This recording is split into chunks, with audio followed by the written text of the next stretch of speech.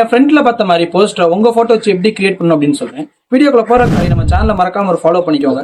அப்பதான் ஆப்ரேட்டிங் உங்களுக்கு எப்பவுமே மிஸ் ஆகாம கிடைக்கும். பிக்சார்ட் ஓப்பன் பண்ணி பேக்ரவுண்ட் ஆப்ஷன் கொடுத்து கலர்ல எல்லோ கலர் சூஸ் பண்ணிக்கோங்க. அதுக்கப்புறம் டூல்ஸ் ஆப்ஷன் கிளிக் பண்ணி கிராப் ஆப்ஷன்ல போயிட்டு நீங்க ஸ்டோரி பரந்தா ஸ்டோரி ரேஷியோவும் இல்ல போஸ்டர் பரந்தா போர்ட்ரேட் ரேஷியோவும் சூஸ் பண்ணிக்கோங்க. ஆட் போட்டோ கொடுத்து உங்களுக்கு தேவையான போட்டோ ஆட் பண்ணிட்டு ரிமூவ் பேஜ் யூஸ் பண்ணி அதோட பேக்ரவுண்டை ரிமூவ் பண்ணிக்கோங்க. அந்த இமேஜ் உங்களுக்கு தேவையான ஜூம் பண்ணி மேல கொஞ்சம் ஸ்பேஸ் இருக்க மாதிரி கீழே எடுத்துக்கொண்டு வச்சுக்கோங்க.